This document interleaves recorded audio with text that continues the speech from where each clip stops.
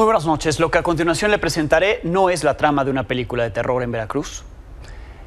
Es México 2023. Los restos de al menos 13 personas fueron encontrados en 2 domicilios del municipio de Poza Rica, ahí en Veracruz. Los tenían en partes, embalados y congelados dentro de refrigeradores.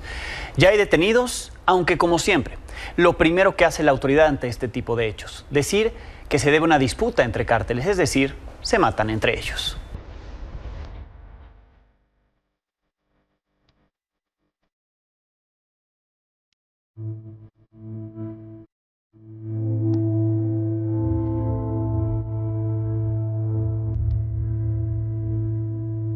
Dos inmuebles de la ciudad de Poza Rica en los que se encontraron elementos anatómicos humanos al interior de congeladores. Informo que ayer domingo se iniciaron las carpetas de investigación respectivas. Se informa que se encuentran detenidas 6 personas probablemente relacionadas con estos hechos. Fiscales, peritos y policías ministeriales realizan las investigaciones correspondientes a partir de los indicios encontrados en ambos inmuebles, así como en otras actuaciones que forman parte de las carpetas de investigación. Las líneas de investigación de este caso. Esa disputa entre grupos es un ajuste de cuentas entre ellos, es la principal.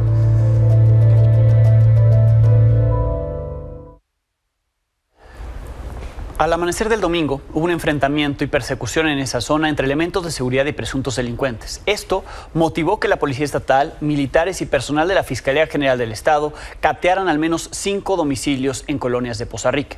En 2 de los domicilios fue que encontraron los restos humanos. El primer aseguramiento se dio en la calle Gutiérrez Zamora, en la colonia Óscar Torres Pancardo. El segundo aseguramiento se dio en la avenida Papantla, esquina con Azalea, de la colonia Jardines, es decir, colonias distintas, pero con lo mismo, con restos humanos dentro de congeladores. Ambos domicilios están en ese municipio, Poza Rica, Veracruz. Por la mañana, Verónica Hernández, la fiscal de Veracruz, a quien veíamos hace unos momentos dando una conferencia de prensa, dijo que ya se estaban realizando los estudios periciales correspondientes a cada uno de los restos humanos. Negó que correspondieran a 34 personas, como se reportó en un inicio. Aclaró que se trata de al menos 13, pero que pueden ser más. La Dirección General de los Servicios Periciales, desde que tuvo conocimiento de los hechos, practica las pruebas de criminalística de campo y laboratorio, que nos permitirán determinar el número de individuos implicados y de sus identidades. Que no se puede hablar en este momento de un número específico. Sin embargo, sí se puede aclarar que no se trata de los 34 que en algunos medios han difundido erróneamente. En unos primeros indicios recogidos, lamentablemente, podrían ser más de 13 cuerpos, con la probabilidad de que haya otros en proceso de identificación. Como veíamos al inicio, para el gobernador de Veracruz se trata de un ajuste de cuentas entre 2 grupos criminales. ¿Pero qué grupos criminales operan en esa región? Al menos 7. El cártel de Sinaloa y facciones adheridas al mismo, Pura Gente Nueva, que son parte de Zetas Vieja Escuela, el Cártel del Noreste, la Célula Independiente 35Z, Fuerza Especial, Grupo Sombra y el Cártel del Golfo. Las autoridades de Veracruz no han dicho si entre estos grupos u otros están los presuntos responsables y las víctimas. Esta tarde renunció el comisario de la Policía Municipal de Poza Rica, José Antonio de Hernández Luna. Lleva 45 días en el cargo, sí, apenas 45 días, y renunció. Y renunció después de este hallazgo, en lugar de quedarse ahí hasta que se investigue.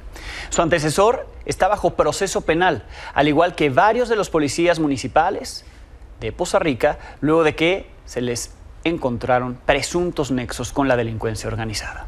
Vamos a más información del día.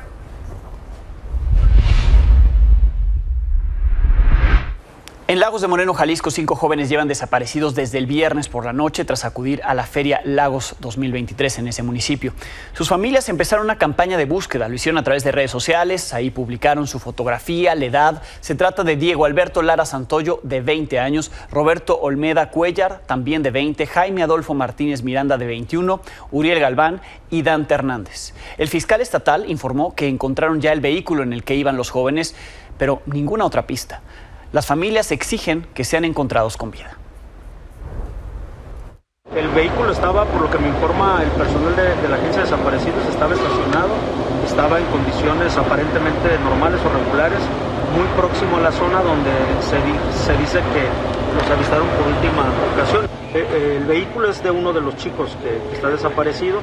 Por la información que hemos ido recabando y por que nos han venido proporcionando, hay otro vehículo también que es de las víctimas, que es uno de los también de los que se están buscando y bueno, estamos rastreando todo. Es mi hijo el más chico, el más chiquito. Él me ayudaba en la casa, como no trabajaba porque estaba en la escuela. Es por esta razón que queremos que regrese, por lo que era él. Una persona buena. No más por eso. Cualquier cosa que hayan hecho, lo que hayan hecho, pues no le veo, nadie debe desaparecer por esa razón. Bien, eso sobre los casos relacionados con violencia o inseguridad de esta semana. Ahora actualicemos los de la semana pasada. En Guanajuato no han quedado claros los motivos del asesinato de Milagros Montserrat, pero el presunto responsable Miguel N., detenido el viernes, fue imputado por el feminicidio. Un juez le dictó prisión preventiva durante la audiencia inicial que se desarrolló este fin de semana. El próximo viernes se reanudará la misma después de que se solicitó la duplicidad del término constitucional. En el caso del empresario Íñigo Arenas Sáiz, un juez de control dictó prisión preventiva para los 6 detenidos presuntamente implicados en su fallecimiento el 6 de agosto. Se trata de las hostes Ana Karen Aritzi, Cecilia, Mariana, otra joven también de nombre Ana Karen, así como el jefe de meseros Eduardo N. y el jefe de seguridad Carlos Daniel N. del Black Royce, el lugar donde murió. Su situación legal, la situación de los detenidos, va a ser definida mañana en una audiencia donde podrían ser vinculados a proceso. La Fiscalía Estatal, la del Estado de México, tiene un testigo protegido. Se trata de Ricardo N., así se conoce, testigo protegido, identidad protegida. Es el gerente del lugar. Declaró a las autoridades que las meseras drogaban a los clientes para incentivar el consumo de alcohol.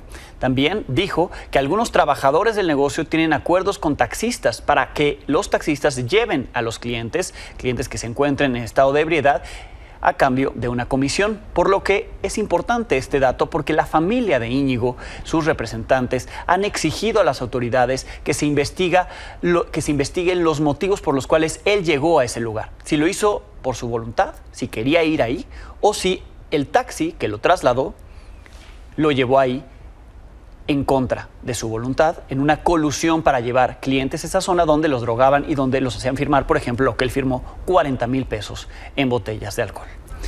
El viernes 4 de agosto, la activista morenista Yamilé Moguel fue atacada a balazos, resultó muerta. A 10 días de lo ocurrido, la gobernadora acusó que fue un crimen político. Ese es el video, le voy a presentar parte de ese video únicamente. Seguramente lo ha visto en redes sociales, no hay necesidad de verlo aquí, y aquí no mostramos muertos. En ese video continúa la grabación y se ve el momento en que los atacan y sí, les disparan y los matan.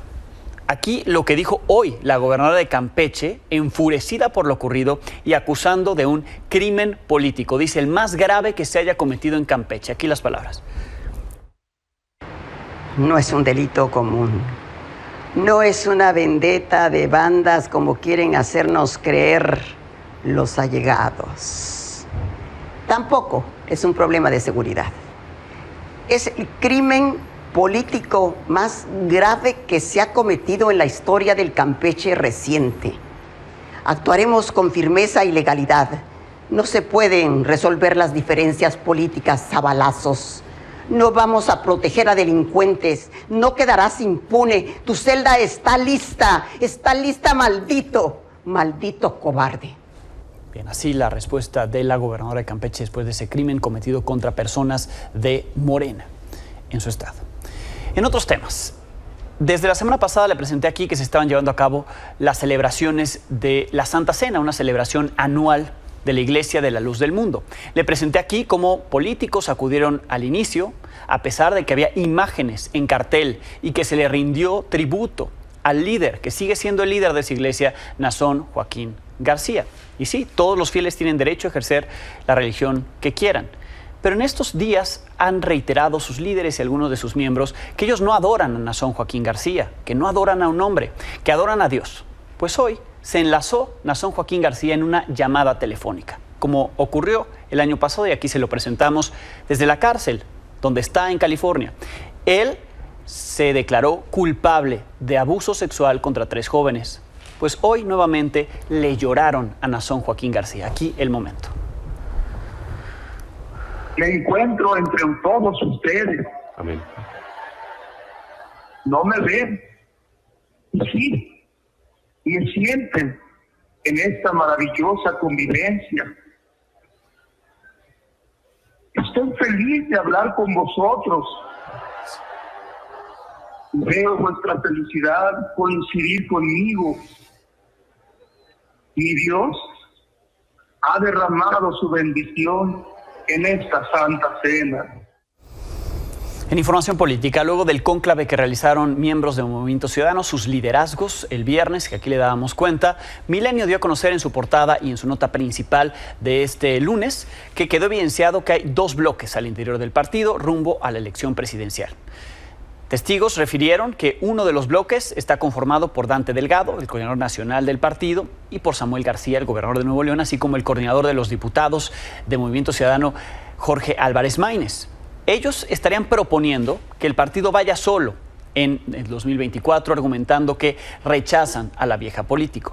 El otro bloque estaría impulsado por el gobernador de Jalisco, Enrique Alfaro, y por el alcalde de Monterrey, Luis Donaldo Colosio. Ellos estarían impulsando que fueran en una alianza junto con el resto de la oposición. Eso es lo que algunos testigos señalaron y ahí está en la portada y nota principal de Milenio Diario. Hoy Dante Delgado se refirió al acuerdo, al diálogo, rechaza que hay una ruptura, aunque hay posturas encontradas, él lo rechaza e insiste que van solos para 2024 y dice, vamos a ganar.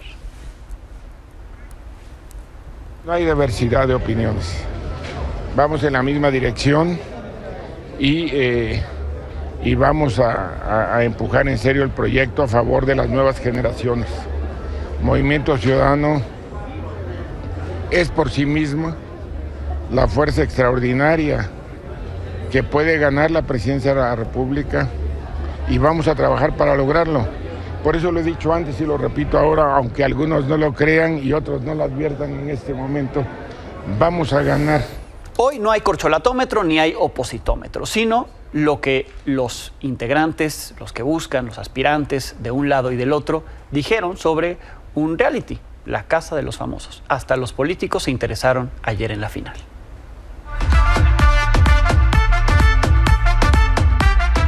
Buenas noches, aquí estamos Isabel y yo queriendo mandarles un mensaje. Bueno, ya no les quitamos más tiempo porque ya estamos a punto de entrar a la Casa de los Famosos. Pero nada más sí me gustaría distinguir. Hoy vamos a estar en el concurso de las Casas de los Famosos, de la Casa de los Famosos. Es muy importante, es un espectáculo, es para entretenernos. Pero en los próximos días no vamos a escoger a quien encabece la Casa de los Famosos. Lo que queremos es alguien que pueda encabezar, que nuestro país, nosotros y nuestras familias puedan salir adelante. La Casa de los Famosos. Resulta y resalta que yo ya voté. Ahora te toca a ti. Los sueños sí se hacen realidad. ¡México! ¡Wendy! ¡Guevara! Yo saludo a mis compañeros de la comunidad LGBTIQ+. ¡Felicidades! Muchas felicidades a la Wendy. Esa era mi favorita. ¿Saben qué significa Wendy? Y sí se los voy a decir. Porque significa el respeto a todos.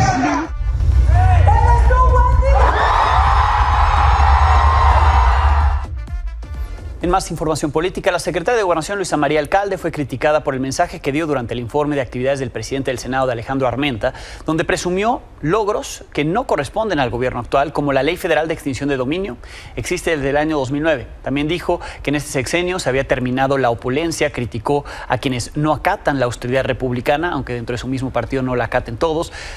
El propio asesor del presidente del Senado, quien dio su informe, bueno, pues uno de sus asesores renunció hace apenas unos días porque compró un auto de lujo, valor de 3 millones de pesos.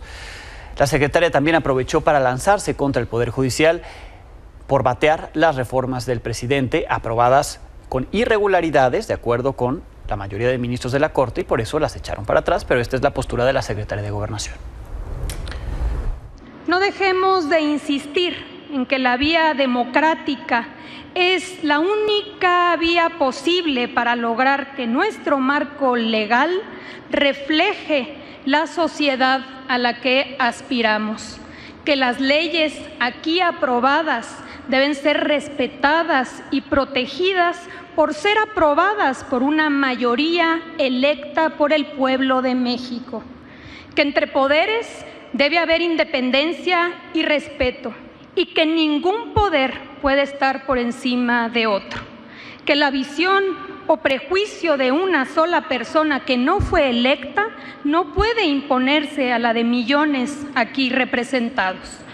El embate al Poder Judicial inició hoy desde la conferencia mañanera, donde el presidente fue más directo. Señaló a los ministros de la Corte, en particular a Luis María Aguilar y a la gobernadora de Chihuahua, luego de que se otorgó una suspensión para que en ese estado no se repartan los libros de texto.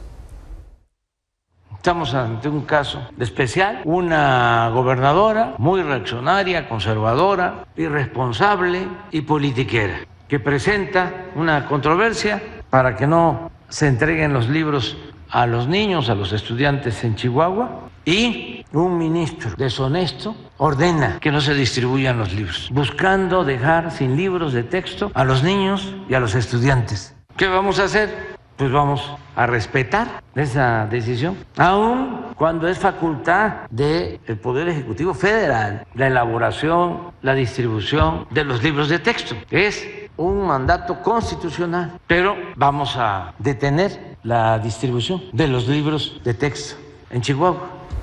La semana pasada, la titular de la SEP, Leticia Ramírez, dijo que se había llegado a un acuerdo con la mayoría de los secretarios y secretarias de educación de los estados para que los libros de texto sí fueran distribuidos en los estados en los que se habían opuesto a ello, con la excepción de algunos, sin precisar cuáles. Creíamos que solo era Chihuahua, de acuerdo a la información que se había dado en esa propia conferencia de prensa diaria que inició desde la semana pasada. Bueno, pues hoy admitió que serán 7 los que no van a distribuirlo. Espera que se lleguen a acuerdos judiciales previos. Dicen que estarán listos para el 28 de agosto, pero así reconoció los estados que por lo pronto no los repartirían. En el caso de los estados, fueron varios los estados que durante la CONAEDO plantearon la posibilidad de que hasta que se resolviera lo jurídico ellos tomaban una determinación, y yo los mencioné el otro día, el caso de Aguascalientes, Querétaro, Guanajuato, Chihuahua no estuvo presente, Coahuila se abstuvo, pero sin embargo vamos a esperar. Se siguen todos los procesos, a la brevedad estará ya los acuerdos secretariales que resolverán algunas de las dudas y los programas sintéticos. No habrá ningún problema para que los libros de texto puedan ser utilizados por las niñas, los niños y los adolescentes en el siguiente ciclo escolar.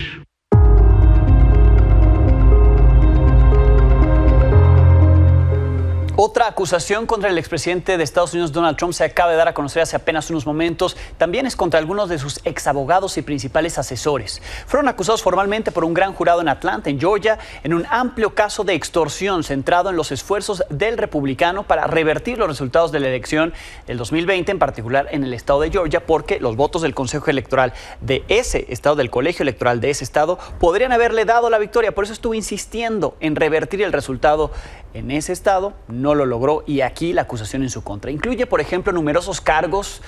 La investigación abarcó a su personal en la Casa Blanca, la campaña de Trump, el Departamento de Justicia.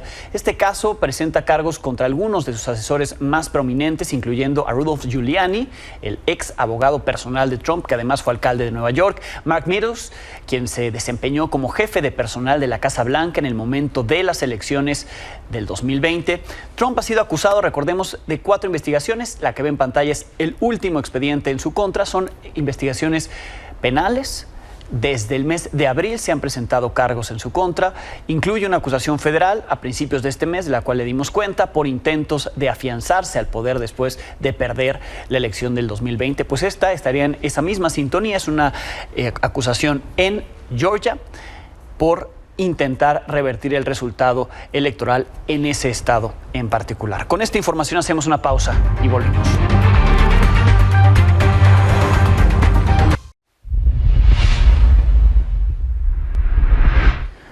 4 meses y medio tuvieron que pasar para que el Instituto Nacional de Migración rindiera cuentas sobre lo que ha hecho, los avances que dice que ha hecho en torno al incendio ocurrido en esa estación migratoria de Ciudad Juárez, Chihuahua, donde murieron 40 personas y 27 resultaron heridas. El Instituto Nacional de Migración dice que son 27 los sobrevivientes, pero son 28, porque había 68 hombres encerrados ahí, y de esos sobrevivientes, 2 están hoy bajo proceso, están encarcelados, son venezolanos, y en este comunicado que difundió ayer el Instituto Nacional de Migración, los culpa como responsables de ese incendio. El Instituto Nacional de Migración no asume culpa alguna. Aquí están los avances que dio a conocer en este comunicado, dice lo que ha hecho en cuanto a atención a las víctimas.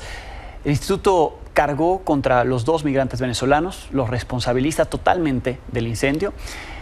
Esto pues es falta de tacto completamente, quita responsabilidades. Las personas quienes se suponía tenían las llaves, dice que se perdieron, no señala a los responsables, como anteriormente se ha señalado a una empresa de seguridad privada contratada por el propio instituto.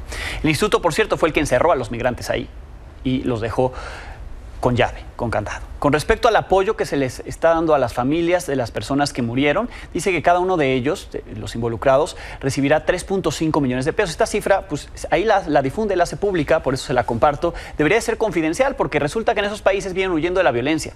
Así es que si en sus países de origen saben que tienen 3.5 millones de pesos, ¿qué cree que les pase? Bueno, pues el Instituto Nacional de Migración no le importó y difundió cuánto les dio. Tampoco diferencia que cada una de esas familias debe de tener distintas necesidades, cosa que la Comisión de Atención a Víctimas también debe determinar antes de acordar una cifra. No puede ser la misma cifra para todos, todos deberían de tener una cifra distinta. Sobre los lesionados, aquí el colmo del comunicado, pues un poco el Instituto Nacional de Migración presume lo que les ha otorgado: hospedaje junto a sus familiares, sí, en hoteles. Reciben productos de higiene personal, dice, como medicamentos especializados de alto valor, alto costo, celulares, ropa, calzados, hasta peluquería. Y dice que por petición de los migrantes y sus familiares los han llevado a la basílica, a centros recreativos, a plazas comerciales. Recordemos lo que aquí me dijeron Heidi y Enrique. Enrique es sobreviviente, Enrique estuvo intubado 20 días después de ese incendio. Él, junto con Heidi, su esposa, solo piden que les traigan a sus hijos. De 2 y 5 años están en Guatemala. Así es que es una familia separada, una familia que vive en un hotel sin poder trabajar por las condiciones en las que los tienen aquí. Ni siquiera tienen la estancia legal en México. Recordemos lo que decían y lo que pedían. Eso no viene en el comunicado del Instituto Nacional de Migración. Que no me gusta mucho porque estoy separado de mis hijos y mis hijos sufren y nosotros sufrimos aquí por tanto mucho tiempo separados. Y por eso yo he pedido hace mucho tiempo que yo ya he pedido que traigan a mis hijos, pero no lo han cumplido. Tenemos mucha deuda. Aquí ahorita nosotros nos hemos metido en deudas, yo me he metido en deudas, porque la verdad aquí en México no nos han ayudado en así efectivo. Nadie se ha preocupado por nosotros si queremos algo fuera de la comida que nos dan en el hotel. Siempre vivimos ahí en el hotel. Encerrados, o sea, pueden salir, pero no tienen los recursos para salir. No podemos salir porque no tenemos dinero, porque ya saben ustedes, pues, cuando sale uno, pues, mira una botana y quiere algo, y nosotros no podemos salir, no podemos tener ese gusto de salir porque ya o sea que miramos algo y queremos comprar, pero no tenemos dinero. ¿Les han ofrecido algo? ¿Ya las autoridades les han ofrecido algo? ¿La Comisión de Ayuda a Víctimas? No. Nada. No nos han ayudado, no nos han dicho nada. Reparación de daño, ayuda, reunificación familiar. Eso podría ser la exigencia que ustedes hacen. Sí, eso es lo que queremos nosotros. Organizaciones como Impunidad Cero y Sin Fronteras emitieron un trabajo conjunto, han realizado un carnet para que las personas migrantes sepan cuáles son sus derechos y sepan cómo denunciar las irregularidades e ilegalidades que se cometen aquí. Aquí los detalles. ¿Qué es este carnet y para qué sirve? Bueno, este carnet se creó conjunto con Sin Fronteras pensando en explicar el proceso penal a personas migrantes o personas en contexto de movilidad y se encuentra dividido no solamente para explicar el proceso de manera muy general, pero de un lenguaje sociable, sino también para explicar ciertos delitos, de los cuales Sin Frontera nos han comentado que son los delitos que más pueden vivir las personas migrantes en un contexto de movilidad. Como delitos frecuentes, ¿no?, que enfrentan ellos. ¿Y qué pasa cuando enfrentan un delito? Muchas veces ni saben que aquí en México pueden tener acceso a la justicia. Sí, efectivamente, tanto las personas mexicanas como las personas migrantes nos enfrentamos a los retos para el acceso a la justicia desde el momento en el que queremos saber a qué instancia nos podemos acercar, ¿no? Y en particular cuando las personas migrantes llegan a México, pues a lo mejor algunas veces sin documentos o sin algunos otros elementos para acercarse, sufren algún delito. Y en el carnet pretendemos explicar a dónde se pueden acercar para denunciar al menos 6 delitos, que son el secuestro, la trata de personas, la desaparición forzada, la discriminación, así como también lesiones y extorsión, ¿no? ¿Este carnet cómo se le está compartiendo a los migrantes? ¿Se está llevando a las casas de migrantes? ¿Cómo, digamos, vamos a hacer que sepan que existe el carnet para que lo utilicen? Bueno, buscamos la manera de hacerlo más asequible y que pudiera llegar a todas las personas posibles, y está en formato digital. Lo pueden descargar tanto en las plataformas que tiene Sin Fronteras como en denuncia.org, que tenemos en Impunidad Cero. Este material, desde su presentación que fue la semana pasada, ya está descargable y lo pueden guardar de fácil acceso y guarda. Sí, ¿cómo ven la posibilidad de que sirva para los migrantes ante este temor que hay muchas veces de ellos de acercarse a la autoridad, ¿no? Parece que en lugar de que la autoridad los proteja, muchas veces son los que cometieron los delitos en su contra. Hablo, por ejemplo, de extorsión, ¿no?, que en el camino son víctimas de esto. Claro, sí, pues esta herramienta pretendemos que en principio les haga saber que tienen derechos, no solo el derecho a denunciar, que en este caso es el que se pretende proteger, sino también el acceso a la justicia y todos los derechos que tienen al momento de denunciar, como el acceso a un intérprete en caso de que no hablen español, el acceso a un abogado o abogada que les explique durante el procedimiento, así como el acceso a regularización migratoria en caso de haber sufrido un delito grave, y en su caso también qué hacer en caso de que no les quieran atender o no les reciban la denuncia, ¿no? A dónde se pueden acercar o qué medios pueden utilizar para que la misma sea recibida. Sí. Leslie, la denuncia sería lo primero para un poco erradicar esta impunidad, ¿no? Muchas veces se habla de la impunidad, pero creo que primero hay que denunciar si es que no se conoce el delito que se cometió contra estas personas que están en movilidad. Sí, desde Impunidad Cero siempre hemos manejado que el primer cuello de botella de la impunidad es justamente la ausencia de denuncia. Así que con este material no solamente buscamos incentivar la denuncia, sino que también generar o intentar crear puentes de comunicación y confianza entre las personas migrantes y las autoridades encargadas de denunciar. Por esa razón, el documento, si usted lo pueden consultar, está en un lenguaje lo más sociable posible para explicar los delitos, el proceso, las autoridades, y también pues para que sepan que tienen derecho, a pesar de este tema migratorio, que es mucho de los que utilizan las autoridades o personas para intimidarlos para no denunciar. Exacto. Y luego tendremos que compartirlo con las autoridades, ¿no?, que muchas veces ponen sobre todo muchos pretextos. Claro, sí. Es un trabajo conjunto, ¿no? Esta es una primera herramienta para dar a conocer a la sociedad en general, incluso a la sociedad mexicana, ¿no? También, que puede encontrar, puede ser útil para todos, ¿no? Claro, tiene herramientas que pueden encontrar ahí, ¿no?, sobre a dónde acercarse, pero también es un trabajo de fortalecimiento institucional, tanto las personas que atienden en un primer momento, como son los agentes del Ministerio Público, pero también en un segundo momento las personas que están en el Poder Judicial. Bien, pues así el carnet para denunciar, el carnet de denuncia para personas en situación de movilidad que acaban de presentar Impunidad Cero, Sin Fronteras, con apoyo de otras fundaciones. Muchas gracias. Gracias. Pausa y volvemos. En Argentina hubo sorpresas en las elecciones primarias celebradas este domingo para definir a quienes buscarán la presidencia de la República en octubre. El ultraderechista libertario Javier Milei obtuvo el 30% de las preferencias, seguido de Patricia Bullrich, que encabeza la coalición Juntos por el Cambio y que alcanzó 28% de los votos. En tercer lugar se ubicó el oficialista Sergio Massa de la Unión por la Patria, cuya coalición logró el 27%. El presidente López Obrador, aquí en México, se refirió al tema de lo ocurrido el fin de semana en Argentina. Aseguró que la izquierda en ese país zigzagueó. Trató de explicar por qué el ultraderechista se llevó tantos votos, haciendo referencia a Hitler, aunque aclaró que no los estaba comparando. En el caso de Argentina les ha afectado mucho la crisis económica, porque el gobierno de derecha conservador de Macri endeudó por completo al país, porque estaban de por medio las elecciones y querían que Macri, de derecha, conservador, continuara como presidente. Entonces, no gana Macri, gana Alberto Fernández y queda una enorme deuda y el Fondo Monetario Internacional les dio la espalda. Aquí es importante recordar de que, entre otras cosas, Hitler se levanta, se consolida como dirigente después de una inflación que se padeció antes de que él llegara al poder. O sea, a él le ayuda la inflación, siendo conservador autoritario. Las inflaciones y las crisis económicas le ayudan siempre a la derecha, que es un poco lo que está pasando en Argentina. No estoy comparando a Milei con Hitler, para que se aclare. Estoy haciendo una referencia histórica.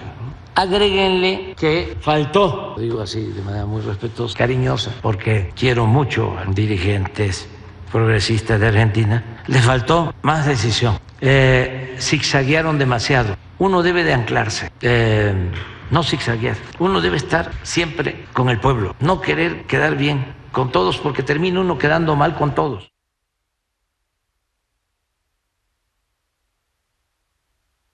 Bien. Saludo a Lucía Quispe, es politóloga y creadora del proyecto de construcción mediática sobre análisis de discurso mediático. Lucía, gracias por tu tiempo. ¿Qué tal? Buenas noches. ¿Cómo estás, Alejandro? Un saludo para todos los amigos de la televisión mexicana por allá. Bien, pues estoy sorprendido con lo que ocurrió allá en Argentina, esta vuelta que vimos en materia electoral. ¿Qué significa? Para que comprendamos, tenemos sistemas electorales distintos. ¿Qué significó la elección de ayer? ¿Y quién es el ganador? ¿Quién es Javier Milei? Bueno, en las elecciones de ayer, que fueron las PASO, las primarias abiertas, simultáneas y obligatorias, se eligieron los candidatos que van a competir en las elecciones generales de octubre para presidente, diputados, senadores, candidatos a gobernadores e intendentes y representantes del Parlasur de la Argentina. Las reglas explican que quien pase el piso del 1,5% va a competir en las elecciones generales de octubre. El ganador de ayer fue Javier Milei, el candidato de ultraderecha.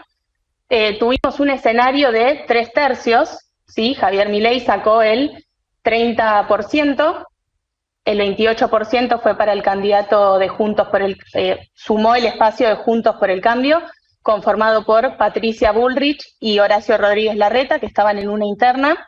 Patricia Bullrich lo desplazó a Horacio Rodríguez Larreta. Y en tercer puesto quedó el espacio oficialista, Unión por la Patria, conformado por Sergio Massa y Juan Grabois. Massa le ganó la interna a Juan Grabois.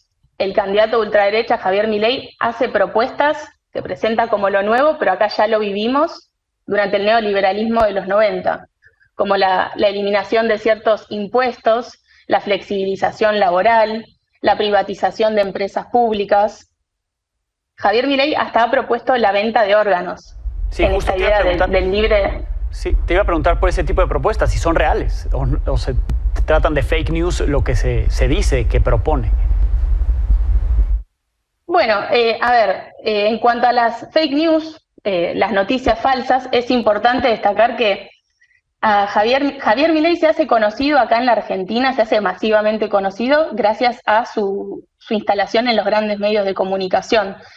Él arranca escribiendo columnas de opinión más o menos en el año 2014-2015 en diarios conocidos de acá, y ya hacia el 2018 fue uno de los economistas, hay un relevamiento de una consultora que muestra que fue uno de los economistas más consultados por la televisión argentina. Uh-huh. Es quien más segundos al aire tuvo durante un periodo entre 2017 y 2018, que coincide cuando él se hace conocido ante la población, ante la audiencia. Y hay muchas noticias falsas también, y mucho armado por redes sociales. Esto es importante también para destacar. Él tiene un asesor de marketing y del manejo de redes sociales que ha admitido públicamente que tienen el manejo de 50.000 cuentas de perfiles truchos por donde difunden noticias falsas. Entonces, me parece que es un elemento importante para destacar en cuanto a cómo las propuestas de Milei pueden ser tomadas en serio. ¿Sí le ven posibilidades a Javier Milei que sea el próximo presidente de Argentina con el resultado de ayer?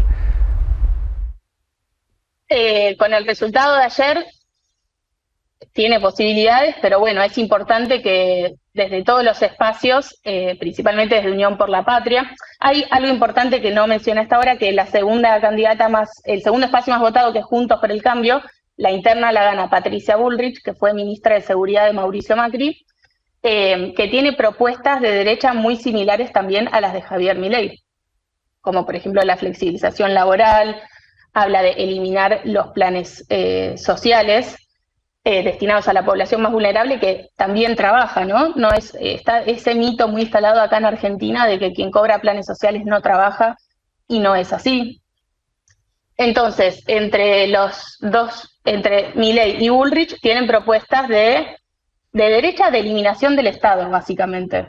Y va a ser muy importante para el destino de nuestra patria, de Argentina, que desde Unión por la Patria se vayan a buscar los votos de quienes no fueron a votar porque están desencantados con la política, y desde todos los espacios, no solo el voto en blanco, sino también hablarle a todos los sectores de la sociedad, para convocarlos a un proyecto de país con un Estado presente, con derechos. Se juega algo muy importante en las elecciones de octubre, y bueno, todavía quedan 2 meses como para tratar de convencer a los indecisos. También hay parte del descontento, no sé si estos resultados los puedas interpretar así, un descontento y más allá de lo que propongan los candidatos de ultraderecha o derecha.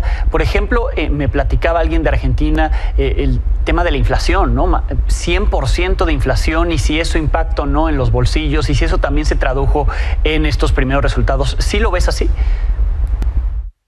Sí, desde ya que la inflación es un problema, o sea, es decir, no te permite proyectar de acá en adelante, ¿no? Entonces, sin duda que es una de las, y por no decir la principal causa del descontento social. Y ahí se puede entender un poco más también el voto a Javier Milei, porque, es decir, Javier Milei es de derecha, pero eso no quiere decir que todos los votantes que lo eligieron ayer durante las PASO sean de ultraderecha, ¿no? Entonces también ahí es importante, me parece, ver cómo las propuestas que hace él, una de las propuestas que más eco tuvo es la dolarización de la economía. Y ahí se generó toda una mentira y una confusión alrededor de eso, porque mucha gente pensaba que, por ejemplo, si gana 100.000 pesos argentinos, con la dolarización va a ganar $100.000. Bien, Lucía, pues estaremos atentos a lo que ocurre en las próximas semanas y, por supuesto, a lo que se dé en la elección general del mes de octubre. Te agradezco muchísimo.